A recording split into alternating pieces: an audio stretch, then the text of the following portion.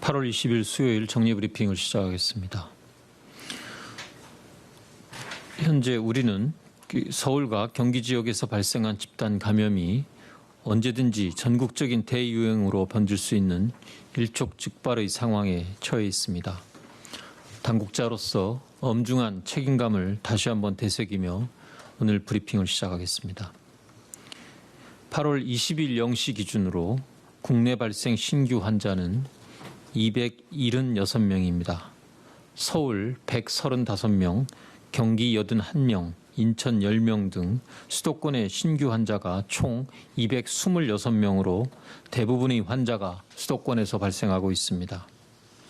사랑제일교회, 광복절 집회 등의 확진자로부터 직장, 의료기관, 다른 종교시설 등으로 추가 전파된 사례들이 확인되고 있으며 이외에도 경로를 아직 확인하지 못한 집단 감염이 다수 나타나고 있는 상황입니다.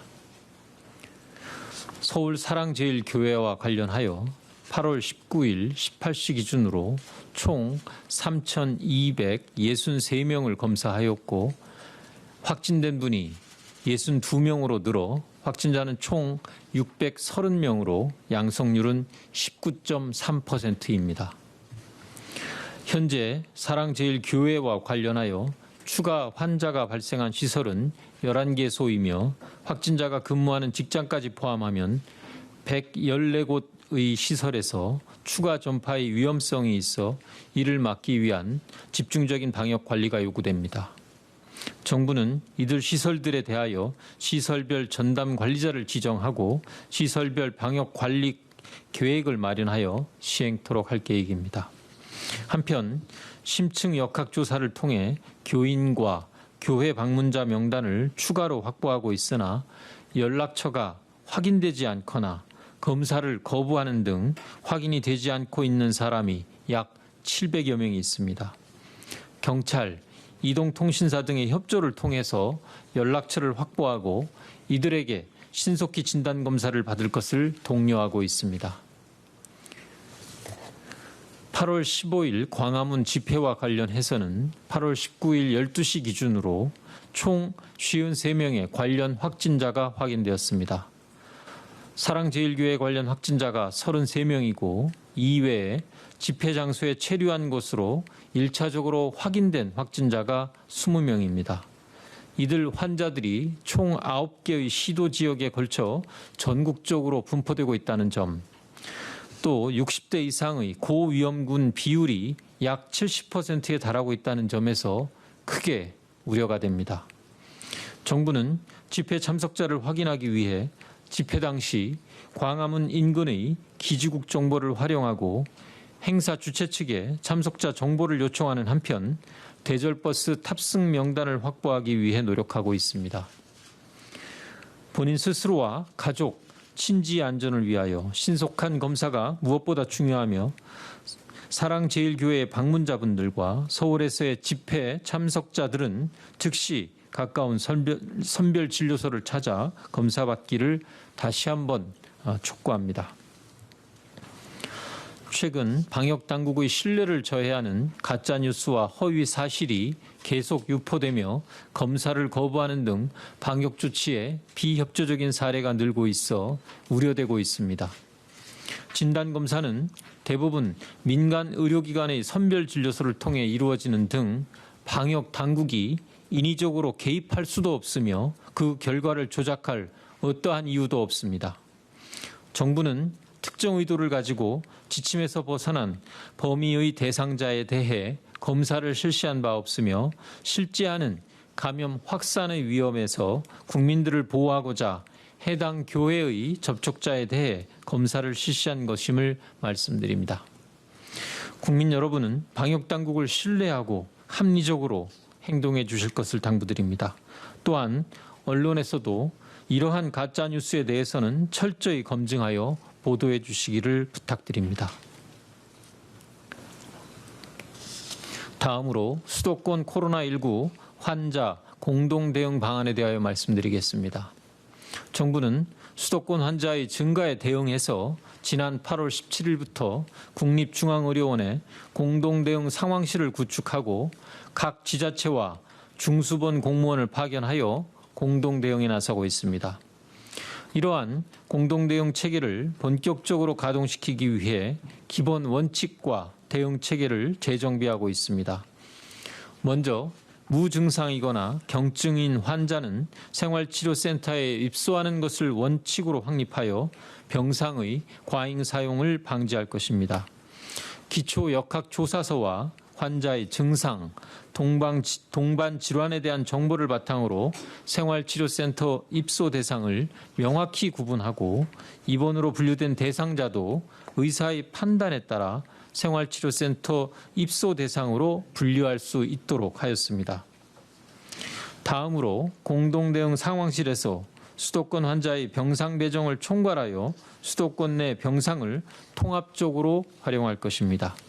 예를 들어 서울 지역은 중증 환자 대응 역량이 충분하고 경기 지역은 생활치료센터 등 경증 환자 대응 자원이 풍부하다는 점에서 병상 등의 자원을 공동 활용을 통해 보다 효과적인 대응이 가능할 것으로 기대합니다.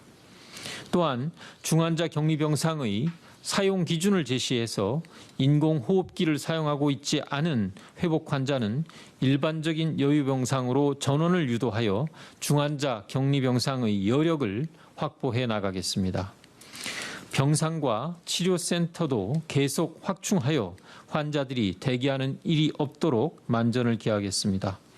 중증 환자 치료병상을 추가로 50여 개 확충하기로 하는 한편 감염병 전담병원 병상도 260여 개 추가 확보키로 하였습니다. 생활치료센터의 경우에도 어제부터 태릉 선수촌을 개소하였고 경기도 교육연수원 등 추가 시설을 확보하고 있으며 신규 입소자의 경우 2인 1실 사용을 적용하여 경증 환자의 증가에 대비하고 있습니다. 수도권 일부 교회에서 시작한 집단 감염이 가족과 직장, 다중이용 시설 등으로 계속 전파되며 확산되는 상황입니다. 특히 불특정 다수가 참여한 광화문 집회에 확진자의 참석과 추가 전파가 확인됨에 따라 지역사회에 가져올 여파가 어느 수준일지 예측하기 어렵습니다. 정부는 지금이 아니면 막을 수 없다는 절체절명의 위기의식을 가지고 감염 확산의 저지를 위해 총력을 기울이고 있습니다. 국민 여러분 또한 지금의 위기가 더 큰 위기로 확대되지 않도록 긴장감을 가지고 협력하여 주시길 부탁드립니다. 그 무엇보다도 국민 여러분들의 협조가 절실한 상황입니다. 수도권 주민 여러분들께서는 출퇴근이나 생필품의 구매, 병원 방문과 같이 필수적인 외출을 제외하고 집에 머무르시기를 부탁드립니다. 수도권의 감염 위험은 현재 어느 때보다 높다는 것을 명확하며 언제 어디서나 감염될 수 있다는 점에서 항상 마스크 착용과 거리 두기를 지켜주시기 바랍니다. 이번 주까지의 대응이 향후 전국적인 대유행으로의 확산 여부를 결정한다는 점을 잊지 마시고 다가오는 주말에도 약속을 잡지 마시고 불필요한 지역 간의 이동 역시 자제하시기를 당부드립니다. 감염 경로가 불분명한 사례가 늘어나고 있으며 다른 지역으로의 전파 사례도 나타나고 있어 수도권 이외의 다른 지역 주민들께서도 긴장의 끈을 놓치지 마시기 바랍니다. 다음으로 의료계와의 협의와 집단 휴진에 대하여 말씀드리겠습니다. 어제 오후 보건복지부 장관과 대한의사협회장의 간담회가 있었습니다. 이 자리에서 보건복지부는 의과대학 정원 조정 등을 포함한 모든 가능성을 열어두고 대화를 해나가자고 제안하는 한편 코로나19의 전국적 재확산 기로에 놓인 엄중한 상황에서 대화 기간 동안에는 집단 행동을 중지할 것을 요청하였으며 정부도 의대 정원 통보 등 일방적인 정책 추진을 강행하지 않겠다는 방안을 제시하였었습니다.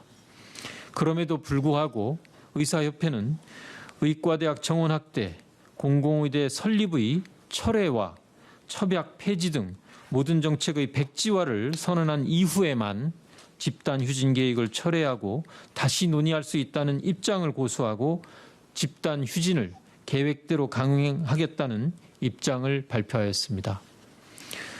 코로나19가 수도권을 중심으로 급격히 확산되고 있는 현재의 위기 상황에서 그 어느 때보다도 정부와 의료계가 합심하여 국민의 생명과 건강을 지키기 위한 노력이 절실합니다. 현재의 엄중한 상황 속에서 국민들을 위해 대한의사협회와 대한전공의협의회는 집단 휴진을 중단하고 대화와 협의를 이어갈 것을 다시 한번 촉구합니다. 만약 이러한 엄중한 상황에서도 집단 행동을 강행한다면 정부도 법과 원칙에 따른 대응 이외에는 다른 선택을 할 수 없습니다.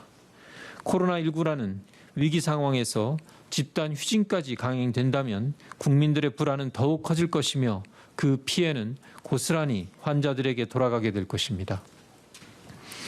정부는 집단 휴진 등 모든 가능성에 대비하여 국민들의 불편이 최소화되도록 최대한 준비하겠습니다.